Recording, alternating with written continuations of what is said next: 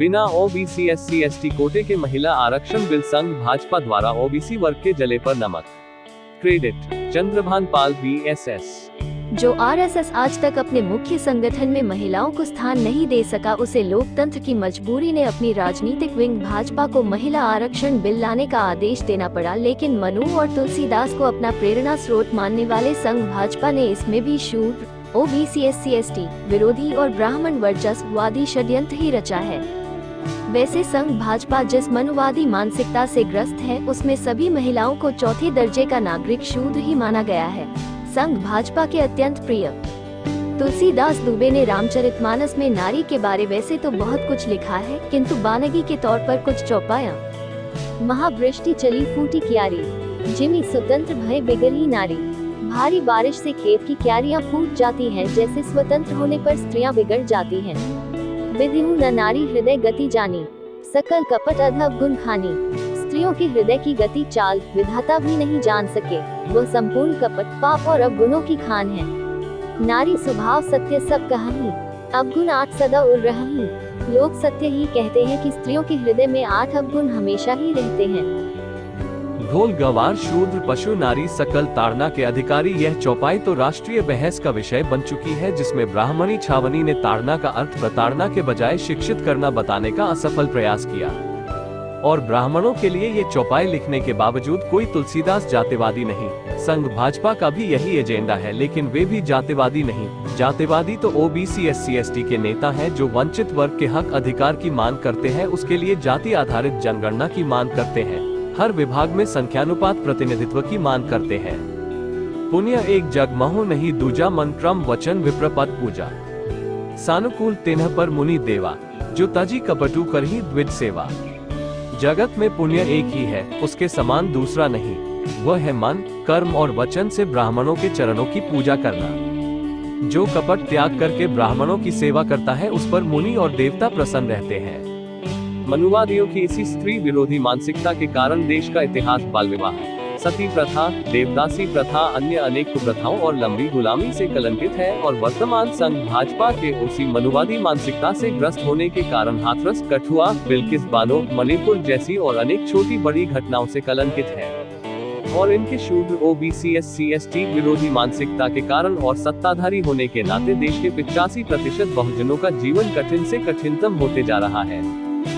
वास्तव में महिला आरक्षण बिल भाजपा द्वारा अपने शासन के 10वें वर्ष में लाना ये स्पष्ट करता है कि इस बिल पर उसकी नीयत ठीक नहीं है। महिला बिल का विरोध पहले भाजपा कर चुकी है। सवर्ण महिलाओं के लिए ही यह बिल लाना था, तो 2014 में क्यों नहीं लाए?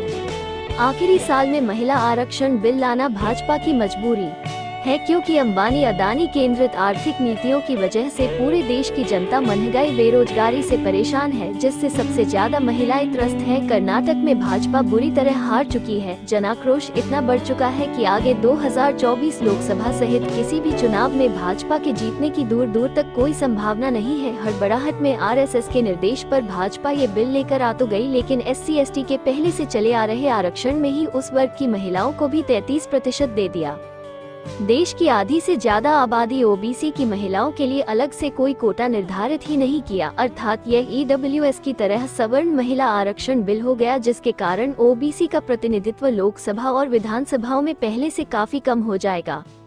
वर्तमान समय में भले ही संसद में महिला आरक्षण में ओबीसी एससी एसटी महिलाओं के लिए संख्यानुपात कोटे की जोरदार मांग करने वाले लालू प्रसाद यादव, शरद यादव, मुलायम सिंह यादव और रामविलास पासवान जैसे दिग्गज ओबीसी नेताओं की अनुपस्थिति में और रीढ़ विहीन ओबीसी एससी एसटी सांसदों के बल पर भाजपा ये बिल संसद में पास करा ले, लेकिन भविष्य के हर चुनाव में उसे इसकी भारी कीमत चुकानी होगी। लेटरल एंट्री द्वारा भर्ती 356 संयुक्त सचिवों में ओबीसी एससी एसटी का एक भी व्यक्ति नहीं। राम मंदिर ट्रस्ट में एक भी ओबीसी नहीं। उत्तर प्रदेश में 69,000 शिक्षक भर्ती में खुलेआम ओबीसी एससी एसटी के आरक्षण की डकैती करके सवर्णों को भर्ती किया गया। देश के किसी भी विभाग में ओबीसी एससी एसटी 10/15% से ज्यादा नहीं है। सुप्रीम कोर्ट, हाई कोर्ट में कोलेजियम सिस्टम ने ओबीसी एससी एसटी के लिए जज बनने का रास्ता ही करीब करीब बंद कर रखा है। विश्वविद्यालयों की नौकरियों में भी वे नदारद हैं। ईडी, सीबीआई, रॉ, विदेश में राजदूत, हर जगह सवर्णों का कब्जा है। देश के हर पावर सेंटर में ओबीसी SC ST अपवाद स्वरूप ही मिलेंगे। फिर भी मोदी सरकार ने ओबीसी SC ST का हर जगह प्रतिनिधित्व बढ़ाने के बजाय जो पहले से ही 70/80% जगहों पर कब्जा करके बैठे हैं, उन सवर्णों को EWS आरक्षण बिना मांगे, बिना जनगणना कराए दे दिया। वहीं ओबीसी की बहुत पुरानी मांग जाति आधारित जनगणना कराने को कतई तैयार नहीं है। यहां तक कि देश की नीति निर्धारण के लिए अत्यंत महत्वपूर्ण राष्ट्रीय जनगणना जो 2021 में हो जानी चाहिए थी, वह भी नहीं करा रही है। कारण भाजपा जाति आधारित जनगणना कराना नहीं चाहती, क्योंकि उससे ओबीसी हर जगह संख्यानुपात प्रतिनिधित्व की मांग करेगा। फिर ब्राह्मण एकाधिकार का क्या होगा, जिसके लिए पंडित नेहरू ने जाति आधारित जनगणना बंद कराया था और कांग्रेस भाजपा ने मिलकर जिसे आज तक होने नहीं दिया।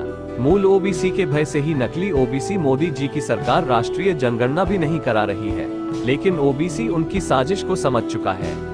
बिहार सरकार जाति आधारित सर्वे करा चुकी है। कई और राज्य सरकारें इस प्रकार का सर्वे कराने के लिए गंभीरता पूर्वक विचार कर रही हैं, क्योंकि अब भाजपा को छोड़कर कांग्रेस सहित सभी पार्टियों को पता चल चुका है कि ओबीसी वर्ग अब अपनी हकमारी को और बर्दाश्त नहीं करेगा।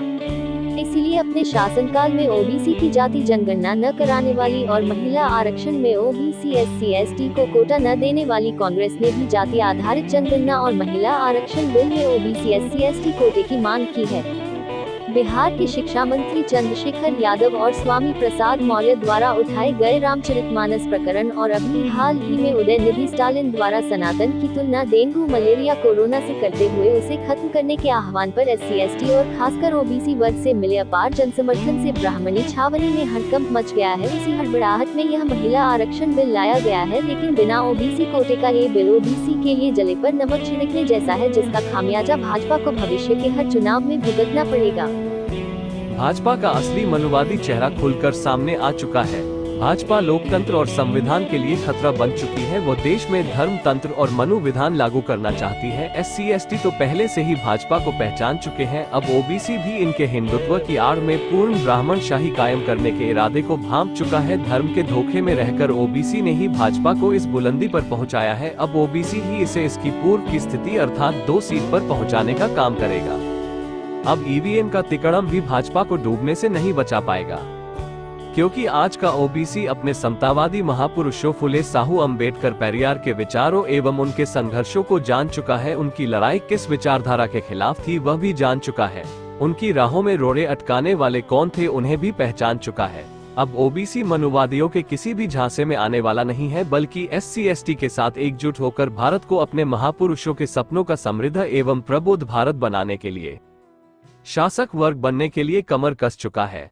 अब ओबीसी SC ST मिलकर जगदेव बाबू का नारा 10 का शासन 90 पर नहीं चलेगा बुलंद कर रहे हैं और माननीय कांशीराम का जोरदार नारा लगा रहे हैं, वोट हमारा राज तुम्हारा नहीं चलेगा।